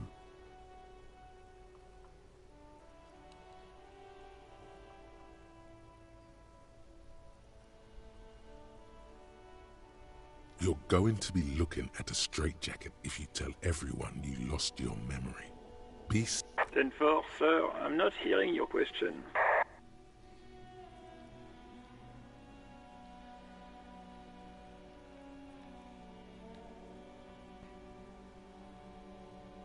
(10-9), repeat message. I didn't get that, sir. Over. What? What is it? What can he possibly still want from us? He seems intoxicated and keeps asking me to call him by his name. Mullen's drunk and emotionally aggressive. That's new. Wrap it up. Don't indulge in his drunken antics. That's a negative, sir. I got 10-12 visitors present here. Over. What? What is it? He's still on the line? He wants to verify the information on his badge. But of course, it says Mullen, High General of the Revacholian Cavalry Force. Tell him to stop wasting time. What do you need, sir? Over. 10. Excuse me, sir? No, sir, I haven't. You're not really keen on mentioning your home life, so I've always assumed things weren't that good on that front. But 10-4, well, that's, Does he actually want something, or is he hell-bent on disrupting our work? He asked if he ever told me about his days before joining the RCN. For God's sake, cut this shit out! Tell him to stop wasting time and be a goddamn policeman for a change. Sir, Satellite Officer Vicmar says... So, was there anything else? Understood, sir. Over. 10-4, I know I already wrote it in a report, but... it will stay on my desk for a few days. Over. Roger that, 10-10. Over and out. This is Precinct 57. How may I assist you? As always, it's DJ Mesh and Felicio, and you're listening to Street Freaks FM, bringing you the hottest, the nastiest, the most vulgar. A flock of seagulls takes off nearby, startled by the roaring radio. Right away, the lieutenant reaches into the cabin and turns off the radio. He's not looking at you as he says, Someone must have been messing with the radio, or maybe picked up a random frequency. You wanted a prime line, right?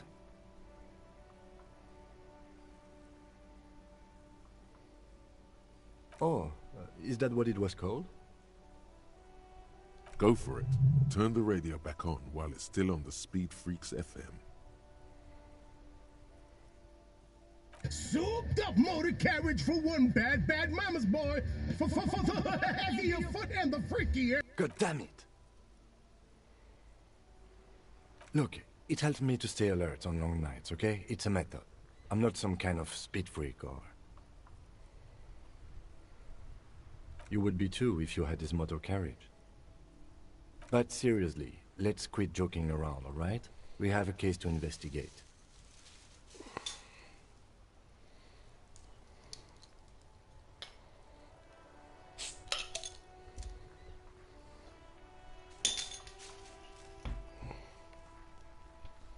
This is Precinct 57.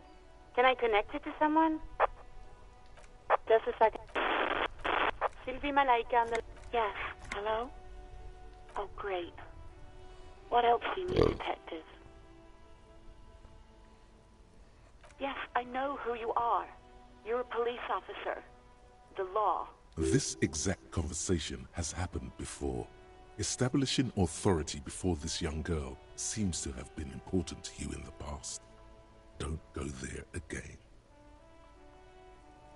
You told me back in the whirling. You told everybody, and showed us your badge. I don't need to hear about it anymore. Oh, no, I haven't, sorry. Real policemen have uniforms too, by the way. Where's yours?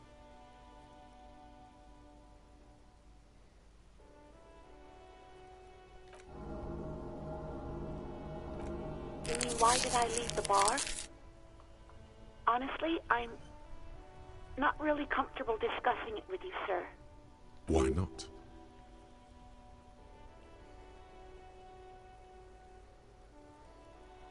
Maybe, I don't know. I just know I have to take some time off right now. Uniform? I never saw you in any uniform. You had your things on. The disco things. You hear the call breaking up on the other end of the radio, and then the already familiar voice. Anything else I can help you with, officer? 57's over and out. In the cabin, you see a set of steering levers, a radio on a hook, a pull-out toolbox, and the soft glow of the fuel preheater gauge. A metallic drawer slides out from under the seat and clicks into place. The tools inside are neatly organized. Take what you need, officer. It's going to be a long case. I'm not protective of my tools, like some men are. The pry bar feels nice and cold in your hand, heavier than you'd think. Useful for opening all sorts of doors and lids. The handles are long and sleek. Snap, snap, go the cutters in your hand. You can do good work with these. Cut chains, locks, and ropes, especially belts. It's robust, weatherproof, and well-made. Police issue, blue. Lets you see things in the dark you would otherwise miss.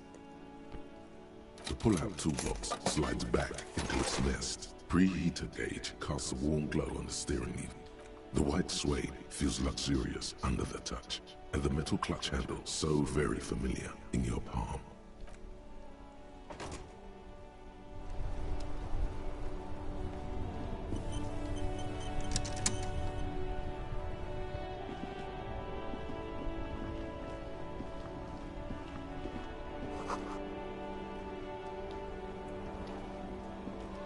The worn and beaten wooden planks of the bench do not look overly comforting. We can sit on benches after we've solved the murder. Let's go. You can revisit the bench if you ever need to pass the time when Lieutenant Kitsuragi is gone.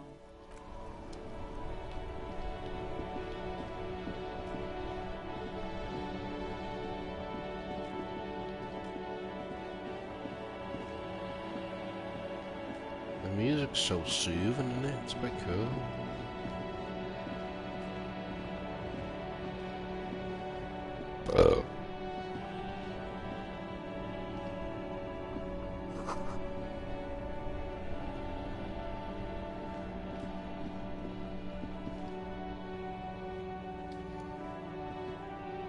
There's a pile of cheap sunglasses in a small box, a variety of shapes and colors.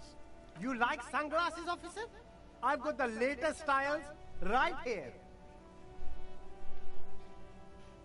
These are all boring. Boring third-rate ho-hum sunglasses made of cheap Syrahese plastic, the kind of plastic that melts in the sun. Those UV stickers are almost certainly just there for the show. If anything, these lenses probably direct more UV light into your pupils. A UV magnifier. These are all first-rate sunglasses. Premium design, superb material, very cool. UV resistant. These will definitely keep your eyes safe and cool while doing your dangerous police work.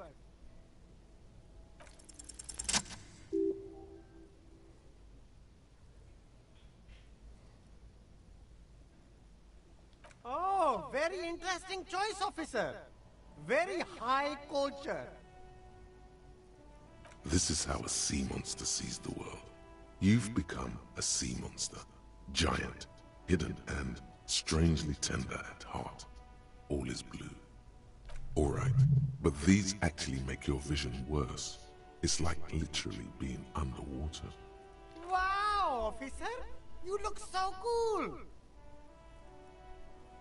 And they can be yours for a mere 3 real. My regular customers have passed them all up because they've got no taste. But you found them. The lieutenant tilts his head and steps back, eyes narrowed in a thorough examination. It's a case to him. You look like a musician. Like a blind musician. But you could do worse. Take them if you want. Abort. These are hideous. What's more, they don't even fit your face. You can feel them pinching your nose and chafing against your brow. Damn, officer! You look like a mega secret spy. Very secret. They're practically made for you. I'll let you have them for 2 real and 50 cents. It's going to be very difficult for anyone to take you seriously with these things on your face. No, You are definitely not buying those. No, I can't. We can't walk around with you looking like this. Okay, fine. Go ahead. If you want to look like a walking midlife crisis, then who am I to interfere?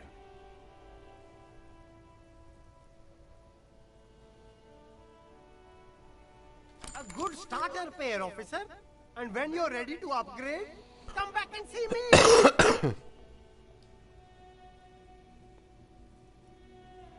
The shine on these sunglasses lasts a lifetime, officer.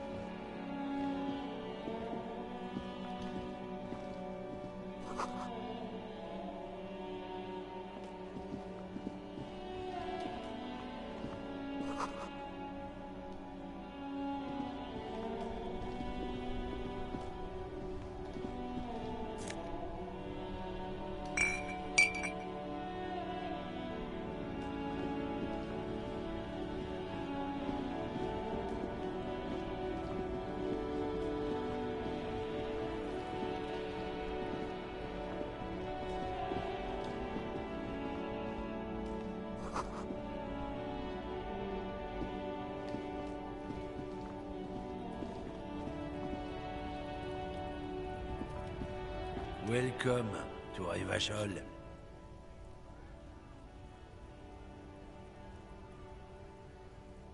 Don't you welcome to Revachol me.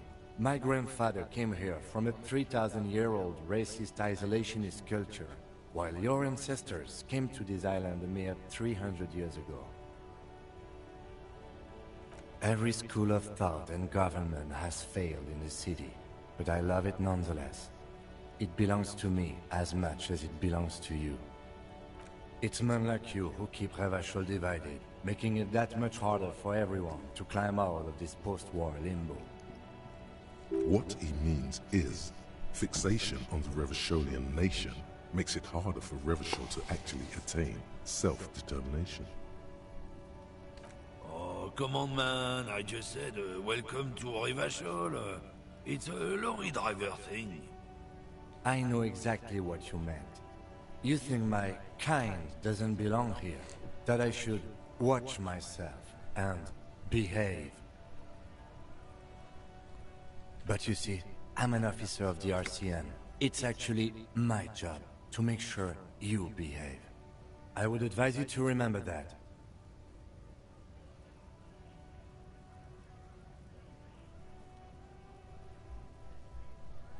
Silence. The air between them becomes tense. Your partner needs backup. Now's your moment to shine. Whatever you say, officers. He smells of heavy motor oils, and his breath of high tar content cigarettes, probably Astra Whites. It's about biological determinism, natural law, the sorting of the races.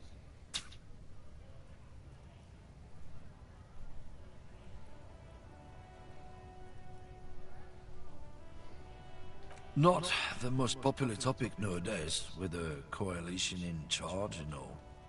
You might want to change the topic. That is, bury your head under the sand like common sheep. I'm not just racist. Look, I've read books, huh? The science of racial theory has all been proved, even if some people don't want to accept it. People who've studied these things say that you and me are superior by design. So, naturally, we Occidentals should be in charge. Obviously, you can see the merits in that. Open your eyes. Haven't you noticed something different lately? An unfortunate downturn, maybe? Huh?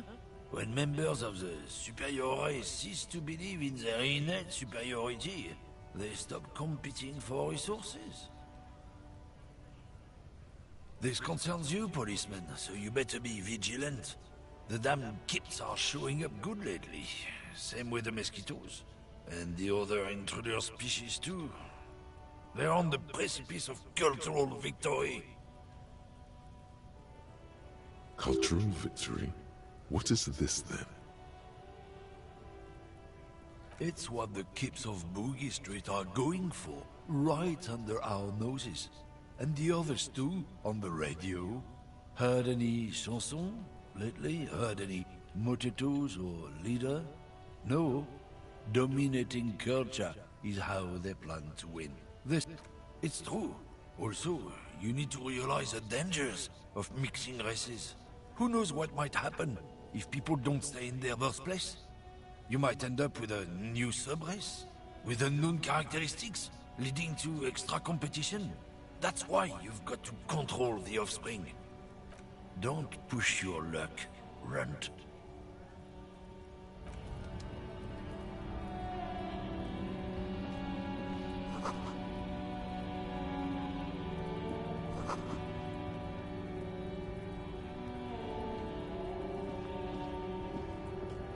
Looking for something, Runt?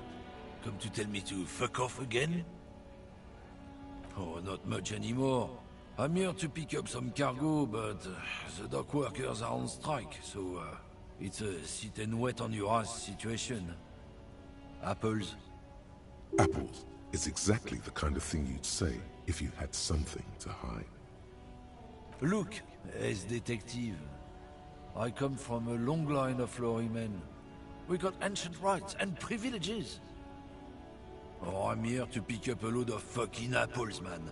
Just regular Koiko-picked apples. Koiko may be another derogative. For a person from Grad, you think.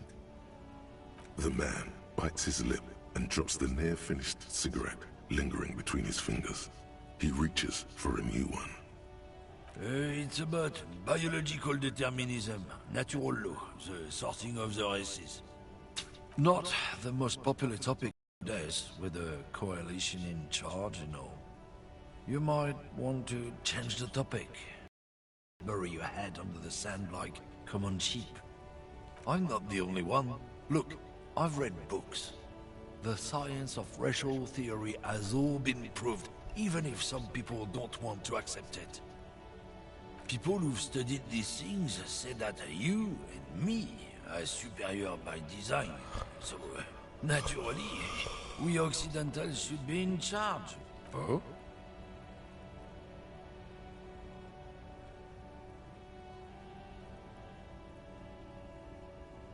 Good.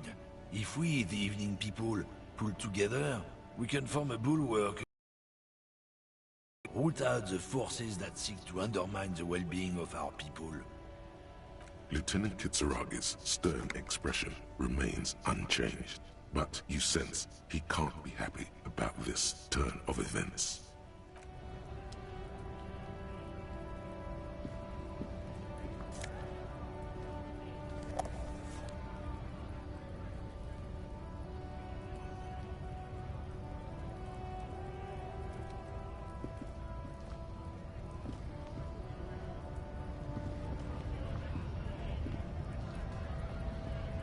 When you said before that you were down with racism, was it meant in earnest, or were you just trying to win his confidence? I suppose that's a relief. Just be careful how often you avail yourself of this technique. A lie may be useful in the short term, but I have a way of catching up with you later. We know a lie, sire, and it didn't feel like one to us. He chooses to believe, though, for now. And one more thing. As you've seen, these sorts of attitudes are quite common in Martinez, so I expect this to happen again and again. I've had this conversation enough times in my life. From now on, I'm going to stay out of it. How you choose to respond is your business, but be careful. Now let's move on. Okay, it's now 2 hours gameplay. I don't know what to make of it, to be honest. Visually it's beautiful, it's got like such a unique style to it, and the music's awesome, and the story is cool, but it's like it's hitting you with so much information, and I don't know what I'm doing. But yeah, we're gonna try and save with this menu system. Continue back to it really soon. But as always, thanks for watching. Take care. Be cool.